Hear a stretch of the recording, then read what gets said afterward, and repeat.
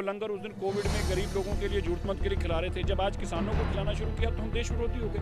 ये इसी तरह से आंदोलन जब तक चलेगा, सेवा भी उसी तरह चलेगी, इसको कोई रोक नहीं सकता। कैमरा मैन भी आपका है, माइक आपका है, सब कुछ आपका है ना, तो आप एंटिसिपेट भी कर सकते हैं। टूथपेस्ट को कोई ज़मीन में उगा के दिखाए हमें, हम भी देखें उसको। तो ये सरकार जो कर रही है, इसका सरकार को लाभ नहीं होगा, अंत में सरकार को इन सब चीज़ों का नुकसान ही होगा। जब आप कहते हैं हम ये बिल वापस ले लेंगे, इसका मतलब हो गया गलत है, ठीक है हमारी मन चलेगी, जिसकी लाठी उसका भैंस, ये तो धक्का हो गया ना।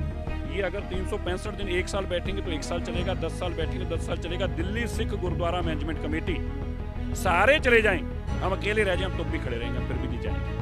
उसकी भी अरदास कर, जिसने तुझे मारा उसकी भी अरदास कर। तो मैं लोगों से पूछता हूँ, जब औरंगजेब को भगाना था तब आगे कौन आया था? जब जकरिया खान को यहाँ से भगाना था तब आगे कौन आया था? अहमद शाह अब्दाली को कौन भगा के आया था? इन गोरों को मुल्क से कौन निकाल के आया था? हमें दबाने वालों की कब्रें आप जाके सैकड़ों देख सकते हैं, उनको वो दब गए, हमें नहीं दबा पाए। जो धर्म का संचालन करने वाले लोग हैं उनमें कमियां, उनको निकालो।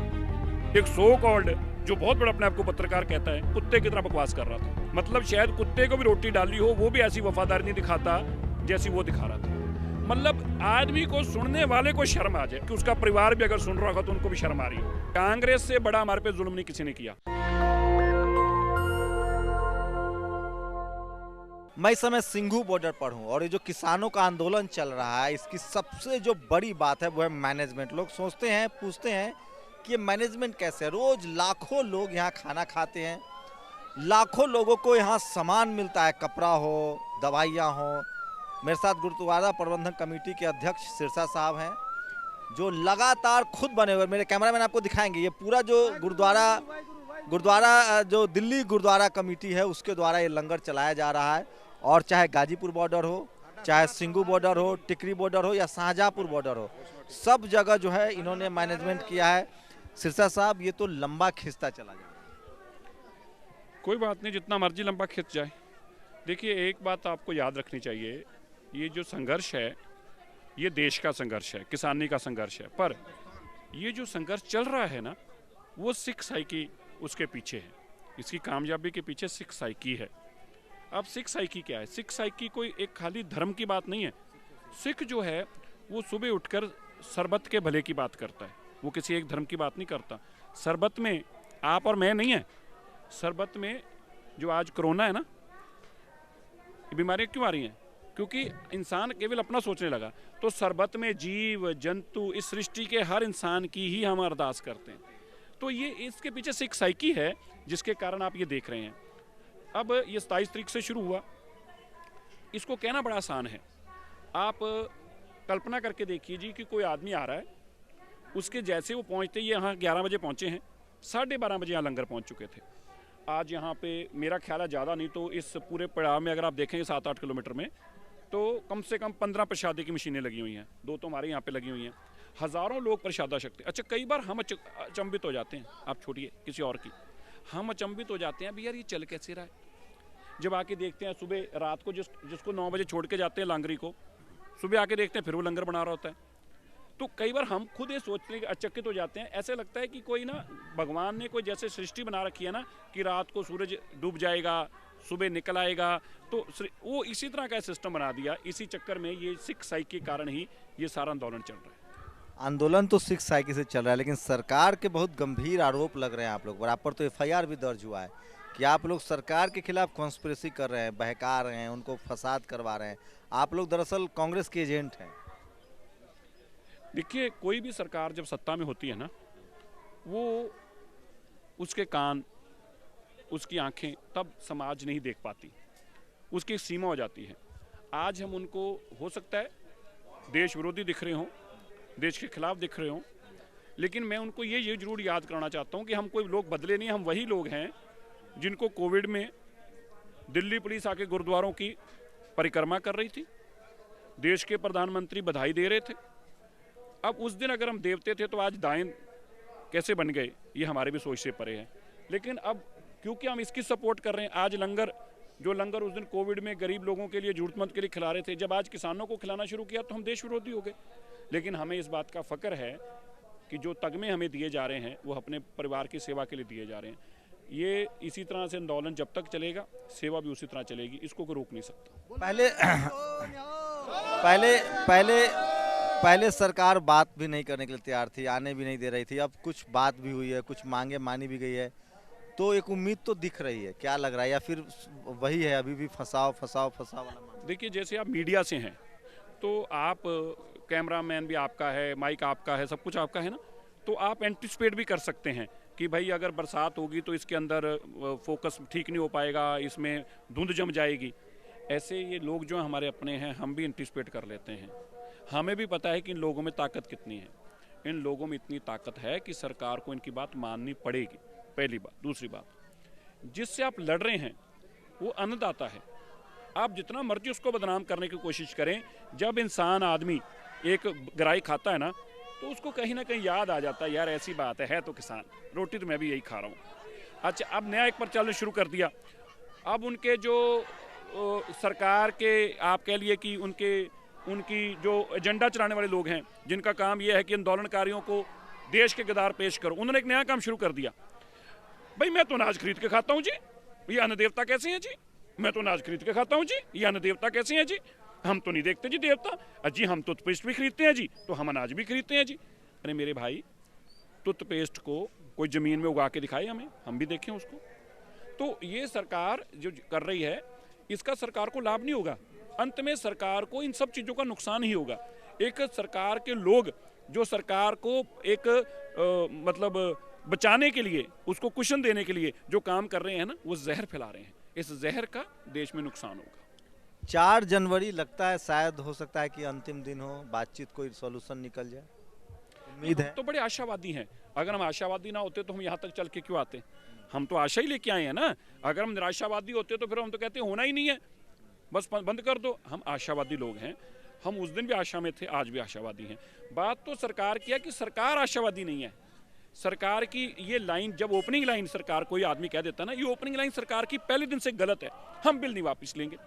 अरे आप कहिए ये बिल किसानों के लिए हैं, अगर किसान इसको संतुष्ट हमें नहीं कर पाएंगे, हम किसानों को संतुष्ट नहीं कर पाएंगे, वो बैठ के जैसे कहेंगे करेंगे।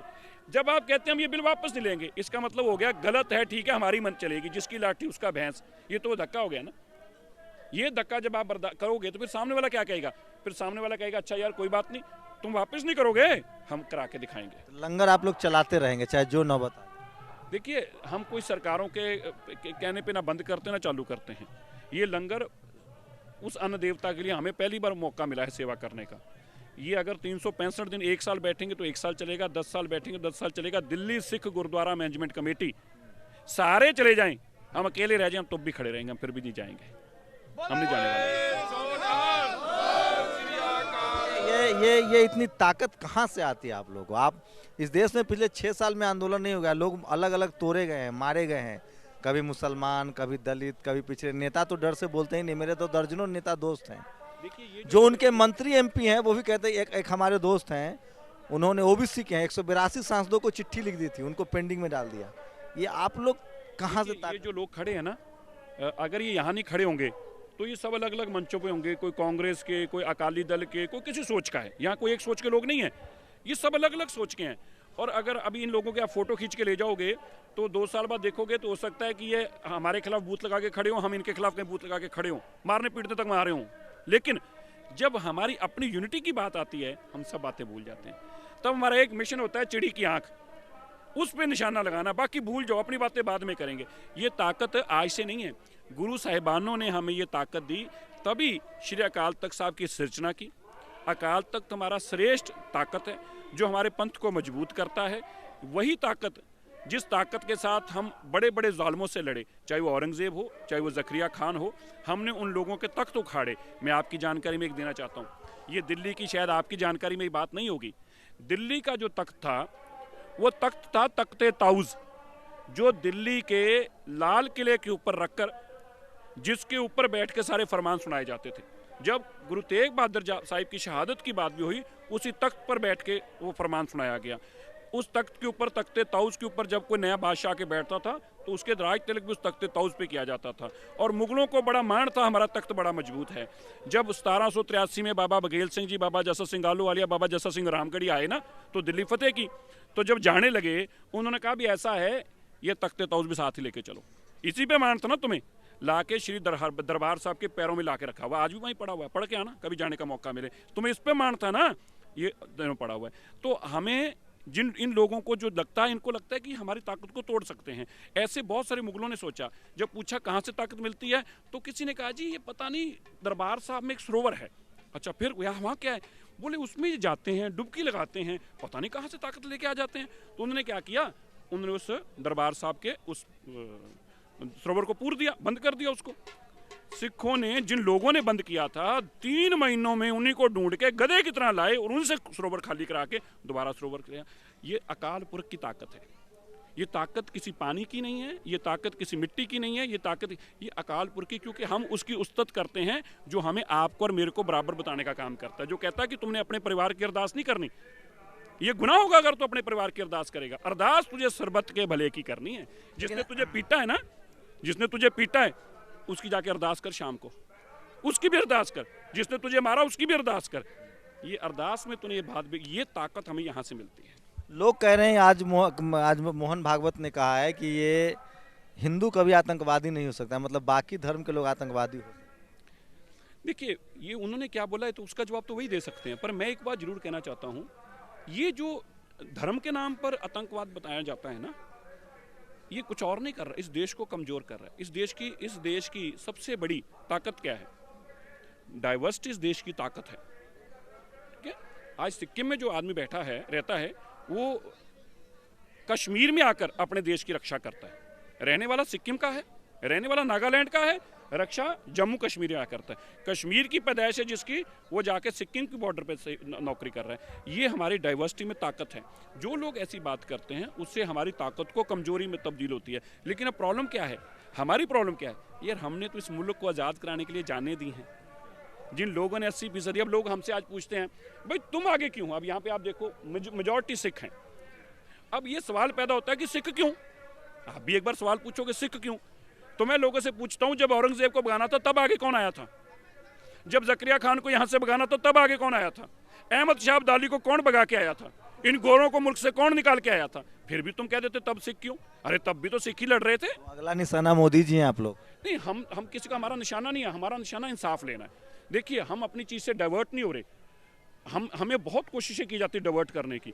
देखिए 3 चीजें क्लियर हैं, हम किसी के खिलाफ नहीं है, हम किसी को मारने धाड़ने के लिए, हम पिटने के लिए आए हैं, पीटने के लिए नहीं आए। कोई आदमी आके अकेला आदमी ऑफेंसिव बयान दे दे, वो अकेले का बयान होगा, हमारा नहीं है। हमारा केवल एक बात है, हम इस जंग को जीतने आए हैं अपनी आवाज से, किसी हथियार से नहीं। एक बात हो रही है, एक बड़ा तबका है इस देश में जो सत्ता में है अभी, और वो अपने आप को हिंदू कह के प्रचारित करता है, और एक हिंदू राष्ट्र की परिकल्पना बात हो रही है। अशोक सिंघल थे, उन्होंने मरते मरते कहा था कि अब हिंदू सरकार आ गई। एक बड़ा तबका है जो हिंदू राष्ट्र, उसको लगता है कि इसमें सिख बाधा पर रास्ते में रोड़े हैं, क्योंकि इस देश में जैन भी हैं, पारसी भी हैं, बुद्धिस्ट भी हैं, लेकिन सिख जो हैं वो ज़्यादा ताकतवर है, और हिंदू राष्ट्र में आप लोग राह में रोड़े हैं। तो मेरे कुछ मित्र कहते हैं जो दुनिया भर में फैले हुए, जो साइकोलॉजिस्ट हैं या जो सोशल साइंटिस्ट हैं, वो कह रहे हैं कि ये दरअसल सिखों को शांत करने की पॉलिसी है, ताकि सिख को अगर दबा लेंगे तो फिर हिंदू राष्ट्र की परिकल्पना फलीभूत हो जाएगी। देखिए पहली बात है, हम किसी को दबाने के लिए जाते नहीं, हमें कोई दबा सकता नहीं। हमें दबाने वालों की कब्रें आप जाके सैकड़ों देख सकते हैं, वो दब गए, हमें नहीं दबा पाए। हम किसी को दबाने भी नहीं जाते, हमारी साइकी किसी को दबाने की भी नहीं है। अब आज एक बताओ मेरे को, अगर आज ये किसान ने आके इतनी बड़ी ताकत अपनी दिखाई है, ये तो फिर 20 साल पहले भी दिखा सकता था, 15 साल पहले नहीं। जब अपने पे बनाई तो आके खड़े हुए हैं। हम किसी को दबाने में विश्वास नहीं करते, एक बात। दूसरी बात, अब किसी का क्या सपना है मैं उसको नहीं जानता, हम किसी के सपने में रोड़े भी हो सकते हैं, मुझे नहीं पता, पर हमारा सपना बड़ा सिंपल सा है। हम ये कहते हैं किसी का हक हमने मारना नहीं, कि हमारा हक मारने का कोई रात को सपना भी ना ले। अगर वो रात को हमारे हक मारने के सपना भी लेगा ना, हम सपनों में भी आके उसको डराएंगे, सपनों में भी। भारत में एक संविधान है, संविधान में आज़ादी है कि कोई भी आदमी किसी भी धर्म को मान सकता है। अभी मध्य प्रदेश, यूपी में अब कानून बन गए हैं कि आप धर्म परिवर्तन नहीं कर सकते हैं। जैसे मैं हिंदू हूँ, मैं बुद्धिस्ट होना चाहता हूँ, मैं सिख होना चाहता हूँ, तो मुझे 10 साल की सजा हो जाएगी। तो उस पर तो सरकार काम कर रही है ना, जहाँ जहाँ बीजेपी की सरकार है। नहीं, वो गलत है ना। देखिए धर्म परिवर्तन के लिए औरंगजेब ने इतनी कोशिश की, ठीक है, तो वो गुरु तेग बहादुर साहब ने जब शहादत दी तो क्या था, जो ब्राह्मण थे, जम्मू कश्मीर के ब्राह्मण, वो आते हैं, वो सिर्फ गुरु तेग बहादुर साहब के चरणों में विनती करते हैं कि हमारे को तो मारा जा रहा है, या तो कहते हैं धर्म कब तब्दील करो, नहीं तो अपना सिर दो। गुरु तेग बहादुर साहब जी ने इतनी बड़ी शहादत दी, लेकिन हमने आज भी, ये मैं फिर दोबारा से कहने लगा हूँ, हमारे में बाकियों से अंतर क्या है, हम आज भी किसी से ना विरोध करते हैं, ना किसी से दुश्मनी रखते हैं, ना हमारे मन में किसी के प्रति कोई दुविधा। लेकिन ये जो बार बार बात कही जाती है कि इस धर्म परिवर्तन के नाम पर यह मुकदमा दर्ज होगा, आपका धर्म इतना कमजोर क्यों है? किसी का धर्म इतना कमजोर क्यों हो कि उसको कानून का सहारा लेकर अपना धर्म बचाना पड़े? ऐसा धर्म ही क्यों है? ऐसा धर्म होना ही पाप है। इसका मतलब धर्म में कमियां हैं, उन कमियों को निकालो। जो धर्म का संचालन करने वाले लोग हैं उनमें कमियां हैं, उनको निकालो। धर्म की मजबूती वही है। गुरु गोविंद सिंह पातशाह जी के छोटे साहिबजादों को क्या कहा गया था? छोटे थे तो अब उतनी उम्र में तो बच्चे को ये भी नहीं पता होता कि मुझे हाँ कहना या ना कहना, लेकिन उन्होंने अपनी बड़ी शहादत क्यों दी कि हम अपना धर्म तब्दील नहीं करेंगे। उनको लालच भी दिए गए, उनको ये भी कहा गया कि तुम्हारे पिताजी नहीं रहे, उनको हर तरह की बातें कही गई, लेकिन उन्होंने कहा नहीं। धर्म की मजबूती क्या है? आज ये आपने पूछा बार बार, ये सब लोगों के जो चेहरे हैं इसीलिए हैं क्योंकि वो नींव जो है वो गुरु साहब के साहिबजादों की शहादत की नींवें हैं। और अगर किसी का धर्म इतना कमजोर है कि उसको पुलिस का सहारा लेना पड़ता है, तो भाई उस पर मैं कोई प्रतिक्रिया नहीं कर सकता, ये तो उसको देखना होगा। लेकिन मुझे अफसोस है कि किसी धर्म को पुलिस के सहारा लेके अपना धर्म बचाना पड़े, ये अच्छी बात नहीं है। शोषित वंचित लोग के साथ सिख गुरुद्वारा हमेशा खड़ा रहेगा, लंगर खिलाता रहेगा, नहीं, उसको नहीं बदलेंगे। देखिए, हमें जो आपने बात कही ना, ये हमें भी सवाल पूछा जाता है। कई बार हमारे भाई भी गुस्से में आ जाते हैं, उत्तेजना में आके लिख देते हैं, क्यों लंगर खिलाते हो? नहीं, ये मैंने तय और आपने तय नहीं किया, ना इन लोगों ने तय किया, ये हम लोगों ने तय नहीं किया, ना ही हमें सवाल करने का अधिकार है। गुरु नानक देव पातशाह जी से लेके ये परंपरा निरंतर चलती आई है और किसी ने इसको आज तक बदला नहीं। जब हमारे गुरु साहिबानों ने इस परंपरा को नहीं बदला और उन्होंने हमें ये परंपरा दी है, हमारे पास अधिकार ही नहीं है। आप देखो, इस दौरान भी अगर आपने वीडियो देखी हो, एक सरदार साहब को मैं देख रहा था, वो कह रहे थे यार तुम कोट बात नहीं, पहले तू लंगर ते खा, तो तुम खाना खा ले पहले, फिर हमें पीट लेना, कोई बात नहीं। हम अपनी भावनाओं को नहीं बदलेंगे। ये भावनाएं गुरु साहब ने कुछ सोच के हमें दी होंगे 550 साल पहले। इसका मतलब गुरु नानक देव जी ने एंटिसिपेट कर लिया होगा ना कि यहाँ पे ऐसे हालात बनेंगे, सड़कों पे लोग उतर आएंगे, ये परंपरा उनको बचाएगी, कोविड में आके ये परंपरा इनको बचाएगी। तो आज हम जब सोचते हैं कि गुरु साहिबानों ने हर अपने मुख से निकली हुई उनकी बात जो थी ना, वो मुखार बिंद से निकली हुई बात मोती थी। लेकिन आज के हालात देखिए तो हम जातियों और धर्मों में आपस में बड़ा टकराव पैदा हो रही है और सरकार स्पॉन्सर्ड है। टेलीविजन और अखबार, खासकर जो मेरे जैसे पत्रकार हैं, वो भाईचारा की बात नहीं कर रहे हैं। कभी खालिस्तानी, मुसलमान आंदोलन करे तो पाकिस्तानी, आप लोगों ने आंदोलन, सिखों का ज़्यादा भागीदारी है तो खालिस्तानी हो गए, दलित को तो आतंकवादी और उग्रवादी और सब कुछ कह ही देते हैं। देश में तो सेफ कौन है इस देश में? किसका मानना जाए? वही सेफ रहेगा जो सरकार की किसी बात से दबेगा नहीं। देखिए, आपने जो बात कही, हमें भी बड़ा गुस्सा आता है।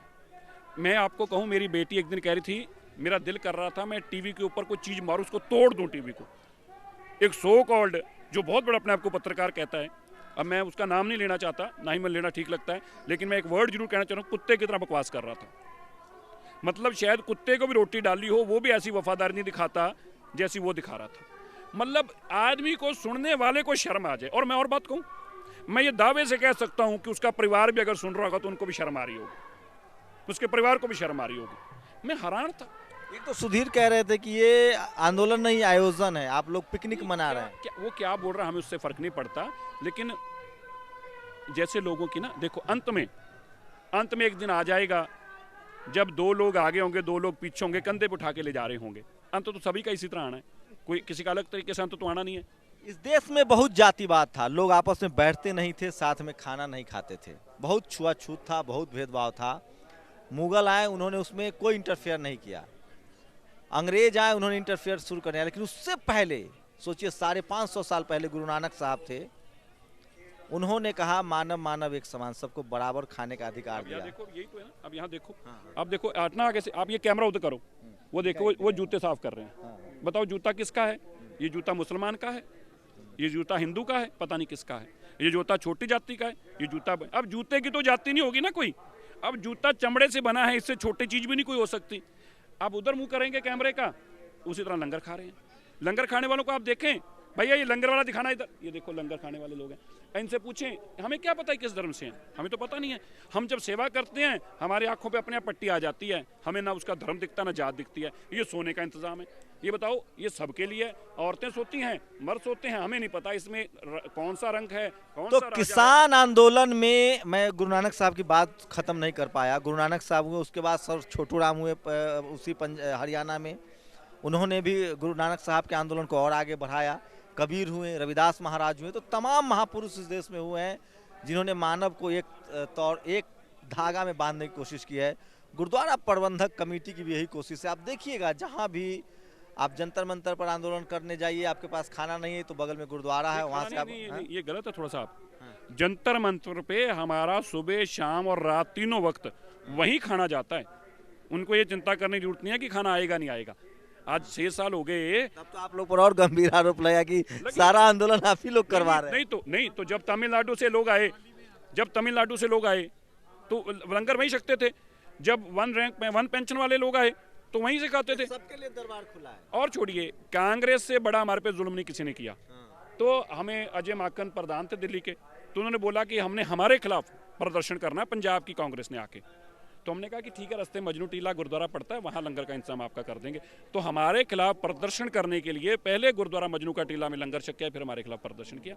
हम इसमें ना धर्म देखते हैं, ना जात देखते हैं, ना पार्टी देखते हैं। तो किसान आंदोलन की जो सबसे मजबूत कड़ी है वो गुरुद्वारा प्रबंधक कमेटी है। सिरसा साहब खुद अपने देख रेख में किसानों के लिए, इस आंदोलनकारियों के लिए लंगर का इंतजाम कर रहे हैं। अब इसी को कहा जा रहा है कि पाकिस्तान से पैसा आ रहा है, तो चाइना से भी आजकल कहना शुरू कर दिया कि चीन और पाकिस्तान जो हैं वो इसको स्पॉन्सर कर रहे हैं। तो मैं आपसे गुजारिश करता हूं कि आप भी आइए और चीन पाकिस्तान का है पैसा या यहाँ के किसानों का है पैसा, इसको आके देखिए। कैमरामैन आशीष के साथ Shambhu Kumar Singh, national Dastak, Singhu border, Delhi. National Dastak की आपसे गुजारिश है कि अगर इसको बचाना चाहते हैं तो नेशनल दस्तक को सब्सक्राइब करने के लिए रेड कलर के सब्सक्राइब बटन को दबाएं, फिर बेल आइकन की घंटी दबाएं। नेशनल दस्तक को बचाने के लिए बहुत जरूरी है कि हर खबर को शेयर करें, लाइक करें, कमेंट जरूर करें।